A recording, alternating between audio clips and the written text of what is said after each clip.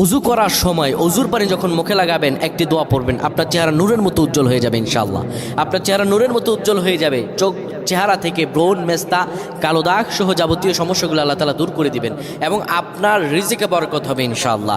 আপনার দোয়াগুলো কবুল হয়ে যাবে। অনেকের চেহারা সুন্দর কিন্তু তাকাতে ইচ্ছে করে না, মনে হয় চেহারায় নুন নাই, কিন্তু অনেকের চেহারাই কালো কিন্তু দেখতেও ভালো লাগে। যেমন এই যে বেলাল হাবশি, চেহারা দিকে তাকালেই শান্তির সুবাতাস বয়ে আসতো। সাহাবীরা যার চেহারা দেখে অনেক প্রশংসিত করিয়েছিল এবং যার কলব স্বচ্ছ ছিল।